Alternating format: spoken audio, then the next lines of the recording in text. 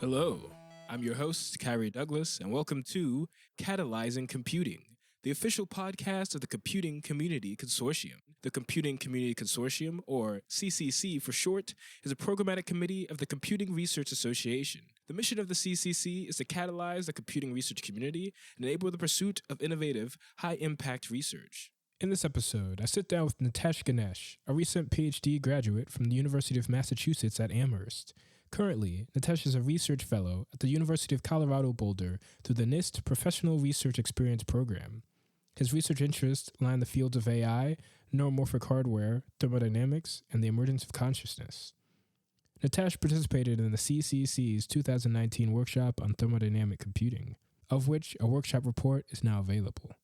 In this episode, we talk about some of the key contributors to the space of artificial consciousness and discuss the ethics of building one. Enjoy.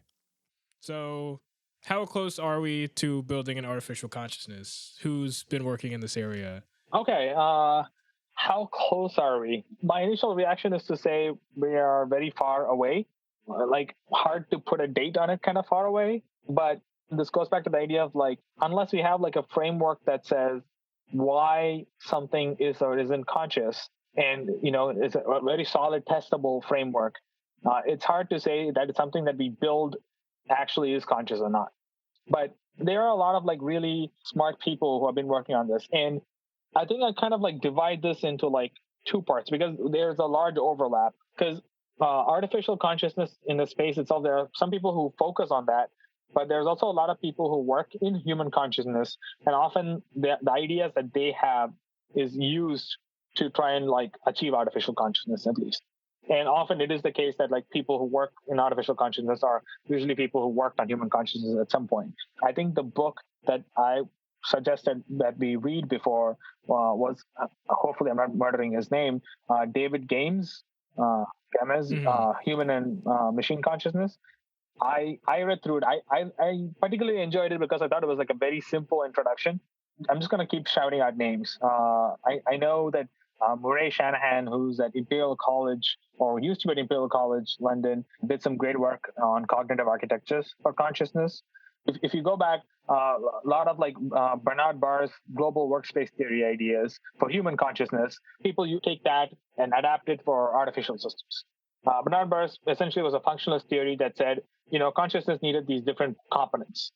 And then there has to be a global workspace, at which point each of these components took priority, came into this global workspace. So some people try to take that framework and adapt it to an artificial machine. So it is one of the leading theories of human consciousness now. And it is actually one of two theories that is set to kind of be tested in the near future. So there's another popular one called integrated information theory. That one's by Christoph Koch and Giulio Tononi. So each of these have their own philosophical underpinnings of sorts. For example, global workspace is mainly a functionalist theory. Integrated information theory has a panpsychism, kind of like an implication of IIT's axioms, and what they predict is that everything has a certain amount of consciousness. And they measure it with respect to this integrated information. Those are two leading theories. And I'm a little biased. I like global workspace over integrated information theory. But another important one is higher order theories, HOT. They are very, very popular in human consciousness, and that's another leading theory.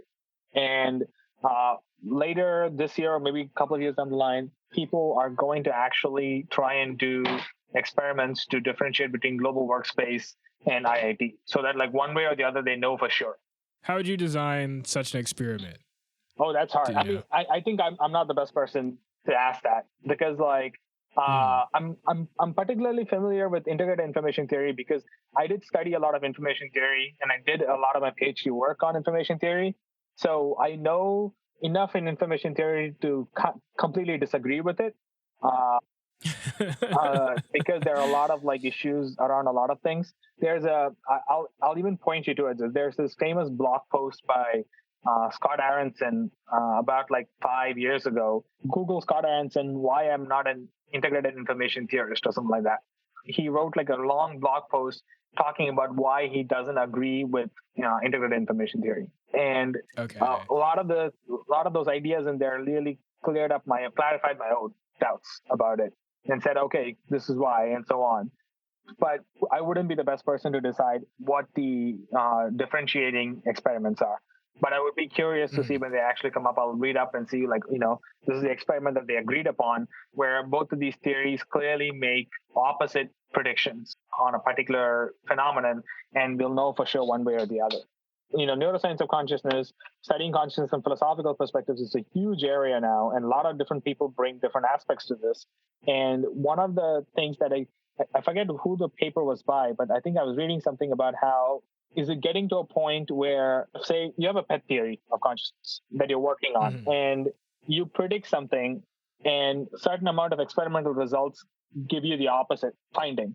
And instead of like saying, oh, no, I guess my theory is wrong, you kind of like massage the theory so that it fits the new data. There was a paper on the philosophy of consciousness that was talking about this, where, are we going down this path where every time new data comes in, everyone wants to hold on to their pet theory, and they just like kind of like massage the theory a little bit to make it all fit together. So higher order theory, global workspace, and I guess IIT would be some of the major ones that people now work on around the world. IIT especially because it has had like a lot of like mathematical grounding to a certain extent, and that a lot of people use it to build it in artificial systems. That brings me to another major player in the artificial consciousness space is Dr. Ryoto Kanai at, I want to say, Araya. Yeah, that's the name of it. He has a research group / company in Japan, where, by the way, IIT is super famous in Japan. And they have a research group there, and they study artificial consciousness. But in their words, they tend to focus on the functional aspects of consciousness. They tend to like implement functional aspects of consciousness, and they try to think about consciousness and say, okay, these are the different parts that I can actually implement in a system, run codes, and see how that might be more useful if I'm trying to build an AI system. And they have some very interesting results trying to like capture things like intrinsic motivation and so on as parts of consciousness. If you come across talks of Ryoto Kanai, they're really cool. He talks about consciousness as a counterfactual information generation phenomenon.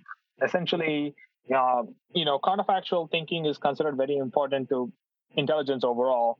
And he views consciousness as the way in which we generate the information we need for counterfactual thinking. So that overall is like a very interesting idea. On top of that, of course, there are other tons of players. In the history, there is Igor Alexander, who's done some great work on artificial consciousness.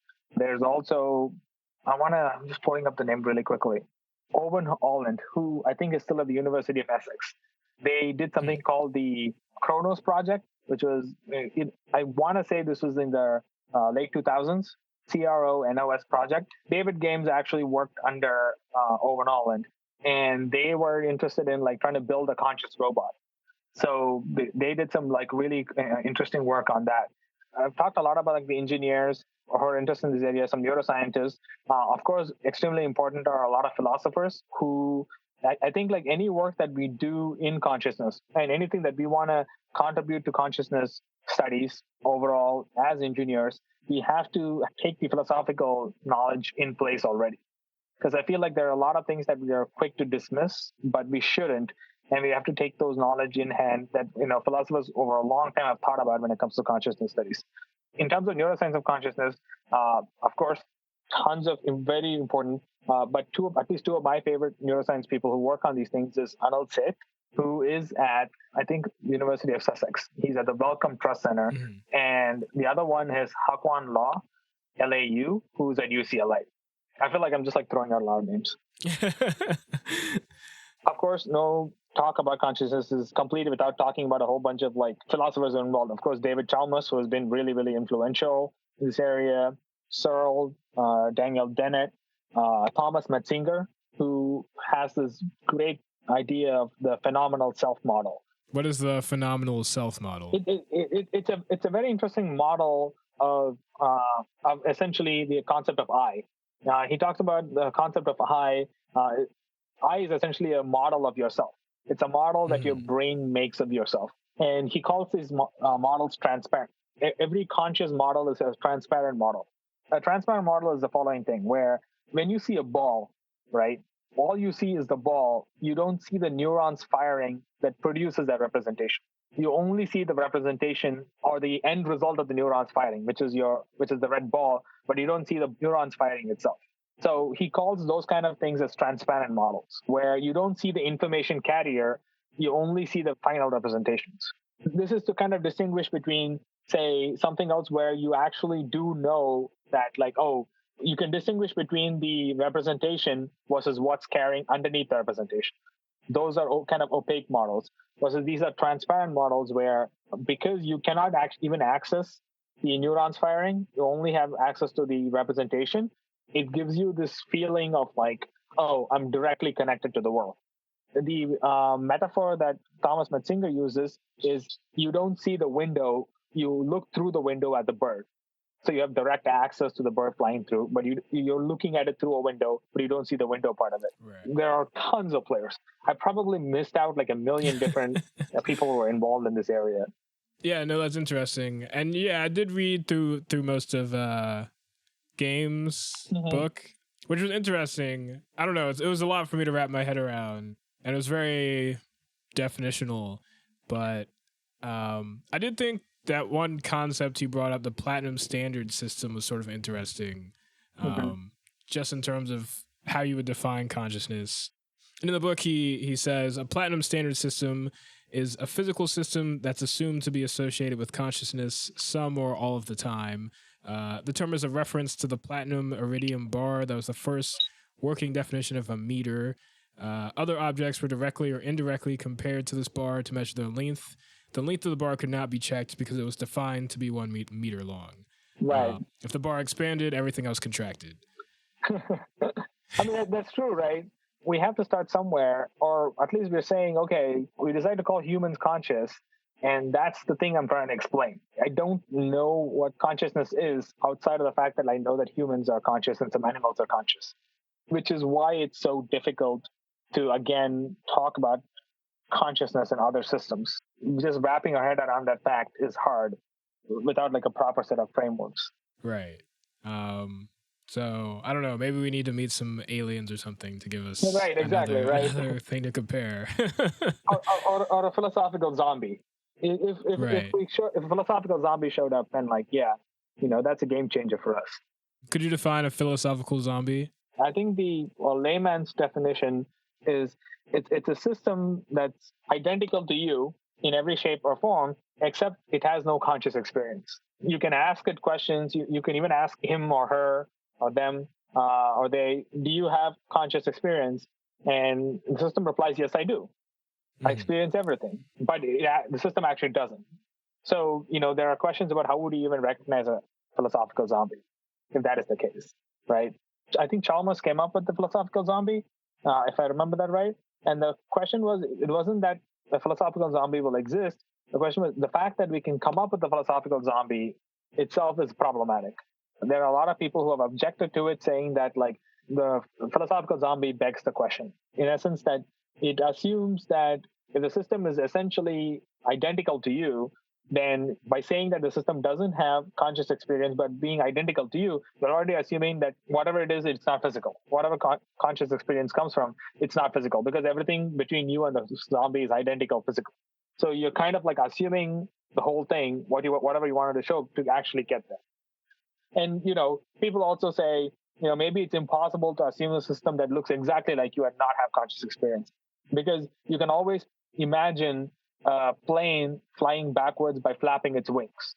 But just because you can imagine an airplane flapping its wings and flying backwards doesn't mean the laws of physics will let us do that. So there are good objections to why the philosophical zombie doesn't work as a strong argument. Yeah, I suppose there's some limitations to thought experiments. Right. So we sort of talked about the state of research and some of the concerns and issues with figuring out if something is conscious. But assuming we could develop an artificial consciousness, what sort of ethical considerations would go into that? To start with, assuming we could intentionally do it, would it be moral to build an artificial consciousness, in your opinion? Obviously, this is subjective. Right. That's really hard. Because if we could build an artificially conscious system, we would have to like ensure that the system doesn't feel pain, for example. Whatever system we build somehow doesn't end up in pain. Because again, we can understand what pain in a biological system, like a meaty biological system, feels like. It's probably really hard to imagine what pain in, say, a silicon based system would feel like. Maybe it's 1,000 times worse. Maybe it's not. It's hard to know. And you don't want to accidentally create a system that is, in some essence, you built it, and the moment you turn it on, of sorts, the system is like, in tremendous amounts of pain. And if it is, and you don't have a way of properly communicating with it, then there's a tons of problem because the system could be in pain for weeks and we wouldn't know. It's very hard to like even wrap our head around of how do we know, and that's a real problem. And if we build these artificial conscious systems, it might be a way to like test our theories of consciousness. It might help us understand our own consciousness better, but there's this real danger of inflicting pain upon this kind of system, and I'm not quite sure how we get around it. In this year's ASSC 23, ASSC is Association for the Scientific Study of Consciousness. It's the probably one of the most important consciousness conferences in the world, and all the leading researchers are usually there. Thomas Metzinger, who I had mentioned before, he called for, I think I want to say 20 to 30-year moratorium on consciousness, or building artificial consciousness at least. And I think it's well justified in the sense that this was the same argument. It was saying, hey, we can't build these systems if we don't know what state they're going to be in after.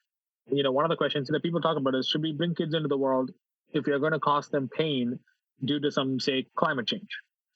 Is it ethical to bring kids into the world? It's even worse off here because, at least with kids, there's a way in which we can test and see if they're going to be in pain or not, right?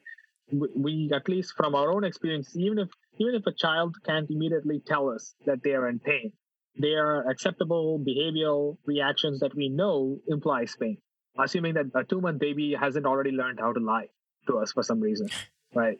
But if we built these systems, and let's say 200 years from now, we had a good theoretical framework and we allowed to build systems that we agree are phenomenal machines that have phenomenal states in them, and we are pretty certain that we haven't caused them pain by simply creating them, then there's a whole slew of ethical issues on how we treat them, which it's already exists. AI ethics and probably in the near future, artificial consciousness ethics are going to be really, really important. It also allows us to ground our own ethical positions. Joanna Bryson is a leader in this area. She has a very famous paper called "Robots Should Be Slaves." Of course, she has come out and said that the term slaves wasn't the most appropriate one, but the point she was trying to make essentially was robots are systems that we build. Right. They are artifacts, they are products of our creation, and should only ever be seen as products of our creation. Maybe we shouldn't actually try and build artificially conscious systems, because if we built them, at the end of the day, these are artifacts and we own them. So we shouldn't be even thinking about providing them with rights of any sorts. There's also a very extensive work into what grounds our own rights. And a lot of these usually boil down to what corresponds to personhood. How do we define personhood? And those kind of questions quickly have very strong political ramifications on, how you define human personhood has even barring artificial intelligence and artificial consciousness ethics, has real implications on human ethics already. I pulled up something that I thought was like captured this pretty nicely. If I have a second to pull it up. So this is from a blog by John Danaher. I believe he's a researcher who studies machine ethics and technology ethics and so on. And in his blog post, he had like a simple quadrant, right? On the x-axis is the question, should robots have rights? And on the y-axis, you have, can robots have rights? Let's say left is no, right is yes, top is no, bottom is yes. So on the question of should robots have rights and can robots have rights, if you say robots cannot have rights and should not have rights, that's something called an instrumentalist view. Essentially, It's this idea that these are just artifacts, Right. right? They're like a calculator, nothing more. They're more complicated behaviors, and which I think is a good position to have right now. Some people will disagree. I want to say David Gunkel. Hopefully, I'm not massacring his name. Him and his collaborators think of something called the relational approach to ethics, where they view ethics as not corresponding to our ethical stance towards these machines, doesn't correspond to whether these machines also have the required, say, personhood or consciousness. It's not their ability to be conscious of personhood, it's our stance towards them. Okay. So if we behave in a certain way, interact in a certain way, then their moral position depends upon how we interact with them. I think it's called the relational turn. And so they have their own view, but the most common view right now is the AlphaGo system, for all its complicated, complex behavior of playing the game Go, ultimately is a computer program, as an artifact, and cannot and should not have rights. John Bryson's view, if I'm right, says robots can have rights, but probably should not have rights, because they might ultimately always be owned by their creators, and that's problematic. Another very important thinker in this area is Kate Darling. She, I think if I'm right, she's at MIT. She does a lot of work on social robotics, and her position is they cannot have rights, but probably should. And all of these people bring their different perspectives. There's immense amount of literature and works that go into understanding what is the best position right here. And for me, my understanding of it right now is that I look towards consciousness as the way in which personhood is defined. A particular system has the ability to be conscious, or at least has the machinery to be conscious. Then we can talk about the system being a person, and then the associated ethics and rights that come with that. So I don't feel any artificial system has that ability right now. Uh, but in principle, they could, which is where, once again, a strong theoretical framework would help us say, okay, this artificial system that I've created definitely is conscious by this with this theoretical framework, and hence probably should have rights. Right. So how do you think we could handle liability of an artificial consciousness? It's already sort of an issue that's cropping up, like in terms of self-driving cars, which, we don't think are conscious, obviously. But let's say you had a robot that we knew was conscious. What would we do? One of the things I was kind of thinking about is, like, if you're a sci-fi reader or whatever, you're probably familiar with Isaac Asimov's 3 Laws of Robotics. Right. That, like, idea that you could program a robot to not do things. I guess part of his story is that wouldn't necessarily work, but also that applying that out, would that constitute slavery, as you brought up sort of earlier? Yeah, this kind of like it ties to with, I think, what John Bryson was saying. So if we knew that these systems were conscious, right?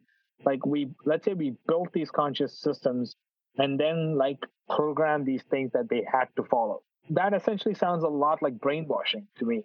We're like, okay, these are 3 laws that you have to follow.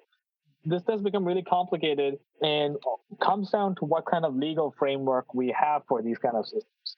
Because I'm going to put a caveat and say this is 300 years into the future or something. And if we survive climate change, we are there and we have these systems that we know are conscious and we want to give them rights, but we also want to like have these 3 laws that we only want these artificial conscious systems to follow.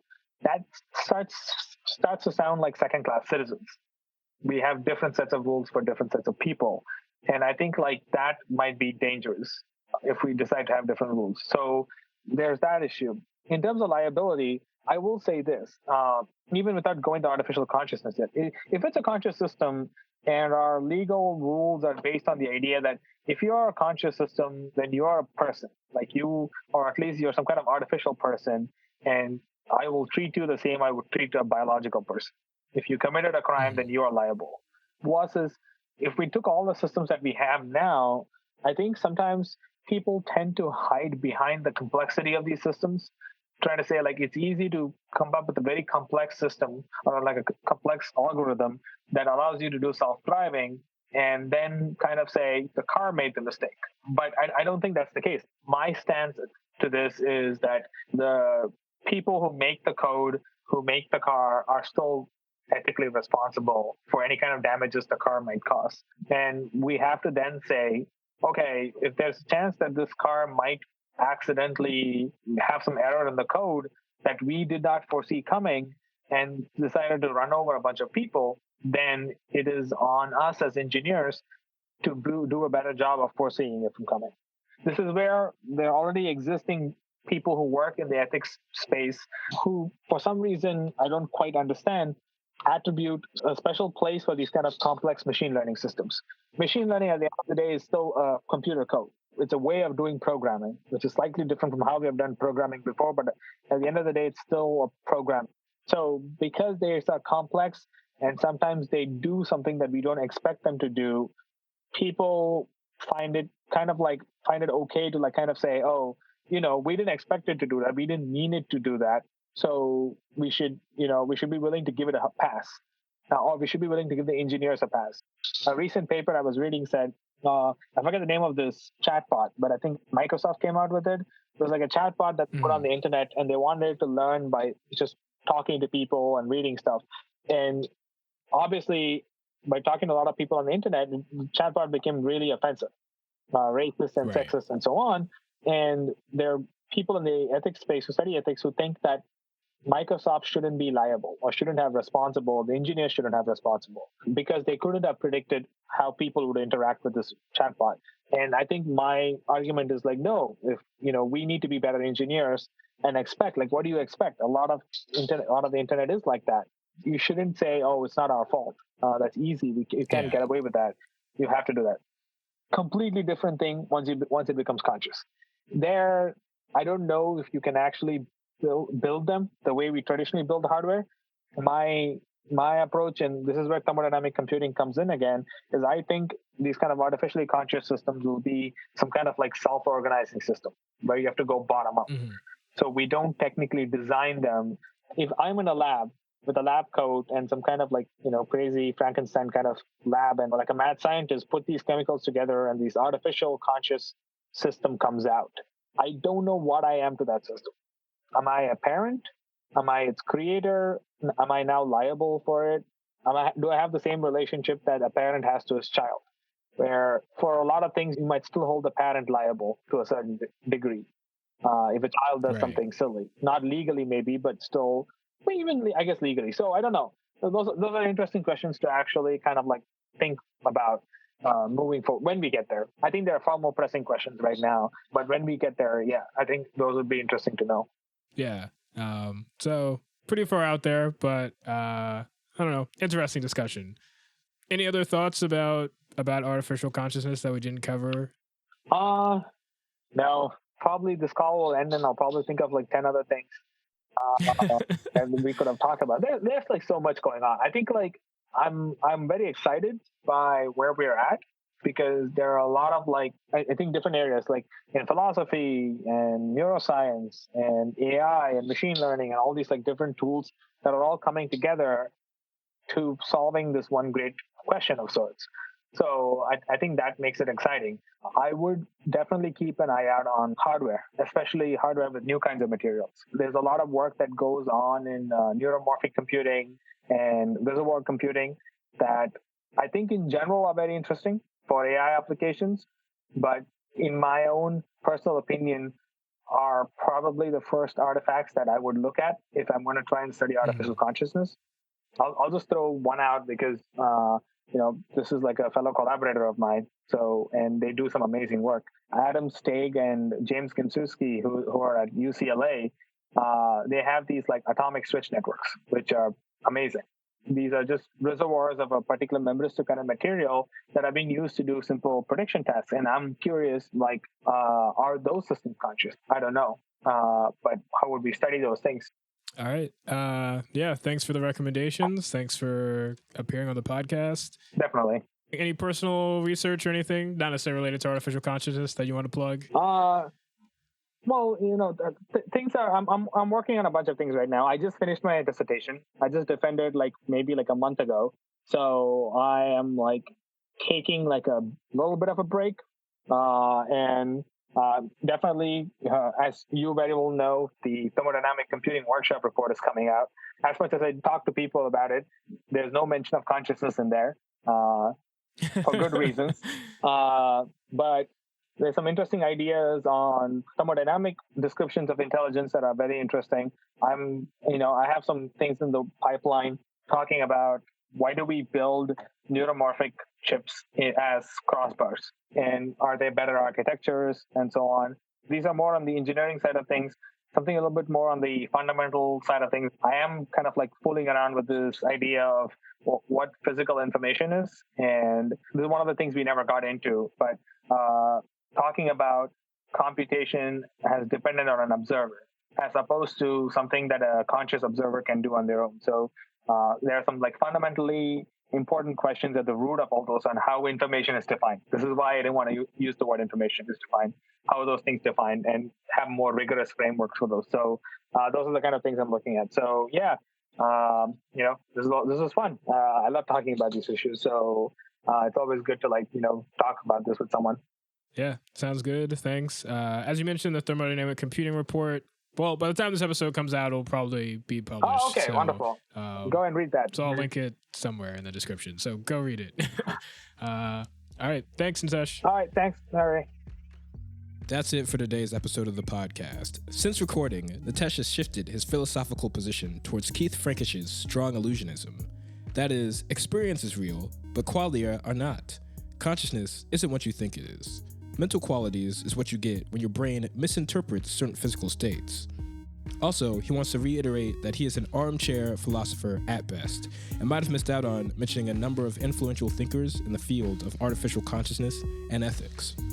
Apologies to anyone that we missed. And finally, Natesh has a paper coming out soon on a non-equilibrium thermodynamic framework for consciousness, which he is very excited about, and he is trying to integrate the phenomenon of consciousness into existing physical law. We'll be back soon with new episodes. Until then, remember to like, subscribe, and rate us 5 stars on iTunes. Peace.